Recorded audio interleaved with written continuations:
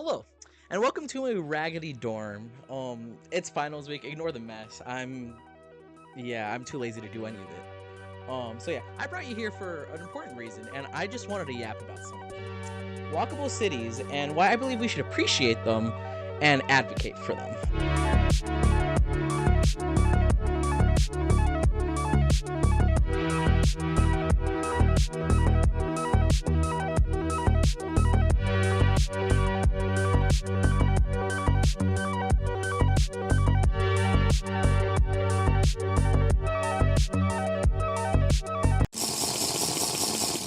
For starters, why would a raggedy old college student, have to do with walkable cities? I asked. Well, Buckaroo, it's something I'm so close to because of where I kind of grew up. Um, I kid you not. So, out of curiosity, one time when I was driving my girlfriend home, we decided down Cicero, we're like, okay, let's count how many car dealerships there are. Because it's a noticeable trend that there's a lot of car dealerships there. Well, we gave up after 4 blocks, after we counted 18 car dealerships. And what wasn't a car dealership was either a gas station, a mechanic shop, or what else? Oh yeah, or an abandoned lot. So it's just a little intel on why I have such high beef when it comes to car-centric societies. And it's not just the unlimited supply of car dealerships and car-centric buildings around me. Like, behind my house was a bunch of, old buildings and abandoned factories, and down the street from where I live, for 8 years, it was just a sinkhole there. My sister started high school, and then she graduated college, and it was still there. You know, it's not fun. And to make matters worse, there's just rows and rows of abandoned shops, abandoned buildings, and broken down shops. And on top of that, there's, no sidewalk, which is... I hate that. And for parks, I just had my elementary school park. That's literally all I went after school. There was nowhere else to go. For a large portion of my childhood, I was stranded on my block because there was nowhere to go. There was nowhere to walk. My neighborhood looked like it was perpetually raining. There was no local businesses, no local shops, no parks, no community centers. There was nothing. So, I'm telling you this, so it's a reason, so you could see why I'm not the big fan of car-centric societies. Anyways, enough about me. Let's move on. Now, you might be wondering what exactly qualifies as a walkable city. Well, a walkable city is one whose infrastructure focuses on a space for walkability and high mobility. A city where businesses and important locations are close by for easy access, and many parks and social areas exist. A city like this sounds quite ideal and pleasant to be in. You can go outside and be with friends and family, go on a nice run or a bike ride, have a cute picnic, or just enjoy the outdoors.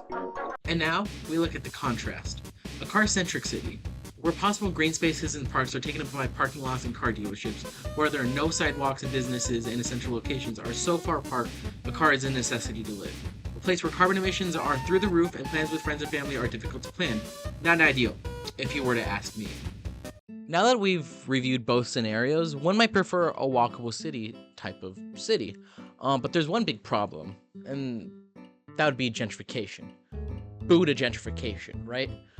So those who might not know what gentrification is, the gist is a neighborhood that undergoes renovations, usually allowing wealthy and the privileged to move in, and with the increased property values and rents, historically marginalized communities are forced out, these people usually being people of color. This being said, although there's a strong correlation between gentrification and walkable cities, I do believe that walkable cities has a high potential of improving the economy without displacing residents, providing numerous health benefits, and even helping the environment heal. I believe there are ways to reap the benefits of a walkable city without Coming to the negative things, essentially.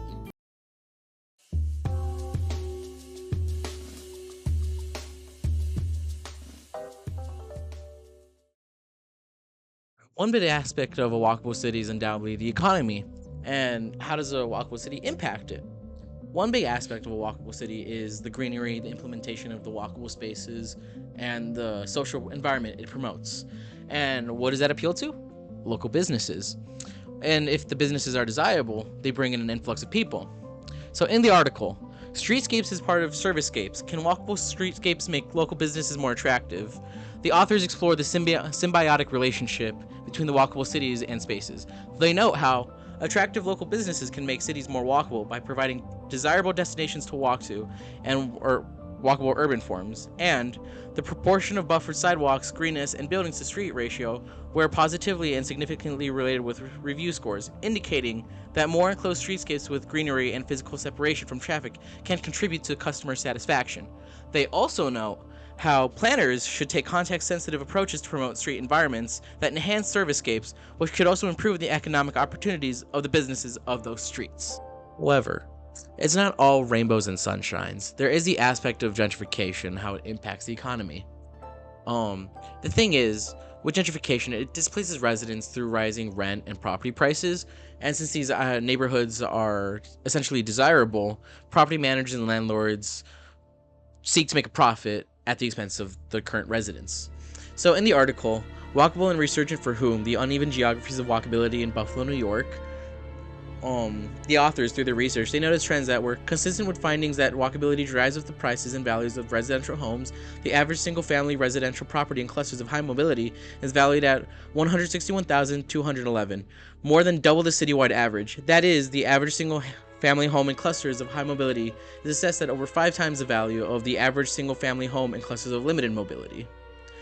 So at this point, we could all agree that forcing people out of their house is a big no-no. But how do we incorporate a walkable city without the burden of gentrification?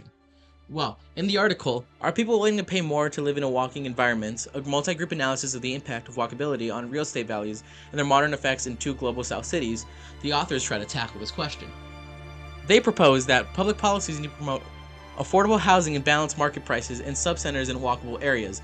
It is necessary to prevent those low-income neighborhoods, as those presented here also undergo process of gentrification, further increasing the spread of cities and the creation of informal housing districts. This essentially means that with the use of public policies, the strain that gentrification poses on the economy could be minimized. It's far from just the only bad thing that gentrification brings to the table. I promise there's more on that later. I'm not a bad person, I do care about the people.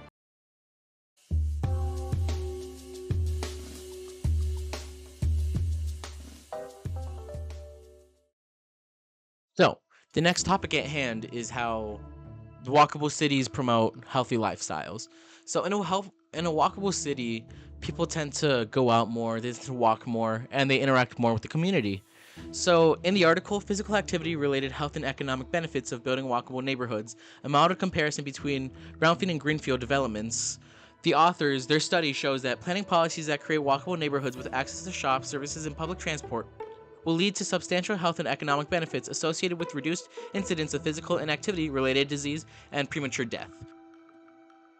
Additionally, they state that due to an increase in physical activities, they also simulated important decreases in incidence and mortality for breast cancer, colon cancer, diabetes, ischemic stroke, and ischemic heart disease. So that's good, right? The more someone walks around and socializes, the healthier they are. Makes sense. A walkable city is also a happy city with happy folks. Well, it is, but with gentrification, how far does this statement actually reach? Well, with the displacement of marginalized communities, it is safe to assume that there is a health correlation there. But in the article, Promoting Health Equity Through Preventing or Mitigating the Effects of Gentrification, a theoretical and methodological guide, the authors point out how a fear of displacement with all the anxiety, stress, and uncertainty linked to fighting for one's home and searching for a new home is different from the experience of displacement, and thus likely has different, although acute, health impacts. But here's the thing. Mental health isn't the only thing being impacted here. Healthcare as an essential service and public good is increasingly transformed into a luxury amenity for wealthy residents. Transformations in the healthcare systems themselves then lead to closing of hospitals that do not make a profit and to changes in types of care provided. These factors in turn affect historically marginalized residents' access to quality healthcare, especially for those most at risk for chronic disease. This means no hospitals, no Planned Parenthood, no clinics, no welfare centers. So as I pointed out here, gentrification may help the privileged, but it actually hurts the marginalized communities. But here's the thing, walkable cities and gentrification aren't the same thing. With this specific issue, it's more of a topic of exacting equity and making sure that marginalized communities aren't losing their homes or their access to these resources.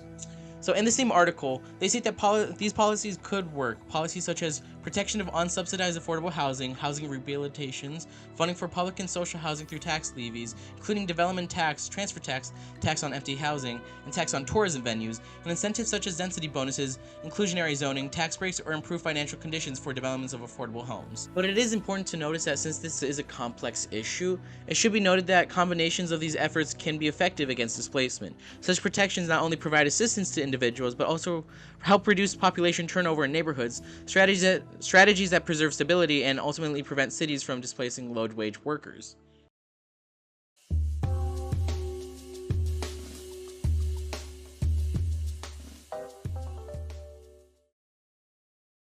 Now, for argument 3, drumroll please, the next big argument is the environment. So how does the environment benefit from a walkable city? Well, I got the answer for you, buckaroo. So, in the academic article, a study of walkable spaces with natural elements for urban regeneration, a focus on cases in Seoul, South Korea, the authors note how with the decentralized focus on cars and implementation of greenery and public transportation, there is great potential to help out with the debilitating environment. With the more walkable city, they notice that positive trends such as 50.1% increase in bus ridership and a 3.3% in subway ridership in Seoul, and a reduction of small particle air pollution by 35% from 74 micrograms per meters cubed to 48 micrograms per meter cubed. In addition, with all the greenery, there would be a bunch of plants to help soak up the air pollutants and release the rich oxygen. And on top of that, if the walkable cities were to be built with a focus on restoration of nature, there'd be a lot more potential for healing Earth. But unfortunately, when walkable spaces are associated with gentrification, there is a trend of damage being done to the Earth.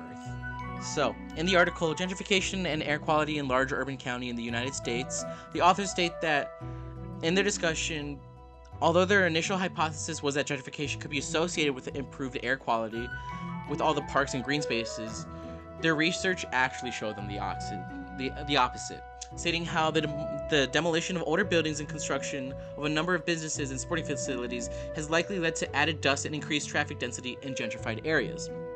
So, is that it? Do walkable cities actually hurt the environment? So while I just said is technically true, it is important to see what gentrification brings to the table as opposed to what a walkable city brings to the table. So the focus of a walkable city is more attention to the greenery, the walkable spaces, and access to public transportation, while gentrification primarily focuses on profit. So in the first article I mentioned in this argument, the authors state that they make sure to note that in order to reap the benefits of a walkable city, walkable activities in the city need to be thoroughly planned along with environmental improvements by use of recommended natural and green elements and the application of safety and protection measures. Not only do cities have to be designed with the focus of restoring nature, but there also has to be a focus on reducing energy consumption with the use of trails, connection routes between the urban points of attraction, revamping public transportation, etc. Stuff like bike sharing systems and reusing old spaces instead of taking them down to create new ones.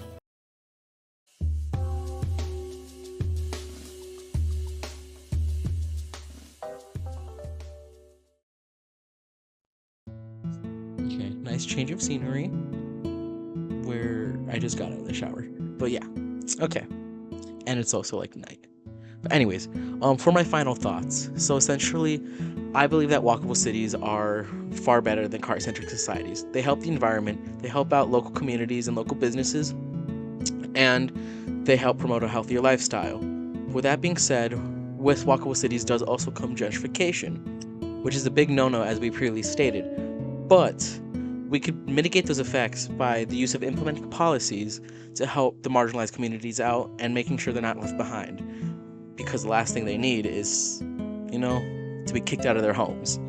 Heck, I don't want to see myself or my neighbors get kicked out of their house or see my neighborhood get turned into some rich person's paradise. But some positive changes are coming. Do you remember that 8-year-old lot that I told you about earlier? Well, they finally did construction there, but it got turned into condos for rich old people. So, not really fun seeing my neighborhood being gentrified currently. But hey, a Target just opened up not far from where I live, like 3 minutes walking. And I do like Target, even though it's not technically a local business. But anyways, I do want to personally live in a neighborhood where there are a lot of local businesses ran by like my neighbors, parks where I could go to with my girlfriend or my dog, just places where I can walk, instead of like a lot that used to be, well, it's currently owned by People's Gas, that's just empty for 9 years with a bunch of cars riddled. And I'm not joking about that lot either. It was there when I was in elementary school, and I'm now a college student. So essentially, what this entire thing amounts to is equity and making sure that the rich, privileged don't reap all the benefits of a walkable city. In addition to that, make sure that walkable city is implemented for the right reasons. Because I wanna benefit from that. It'd be nice. But anyways, thank you for coming to my TED Talk. Yeah, I hope you liked what you saw. Anyways, but yeah, toodles.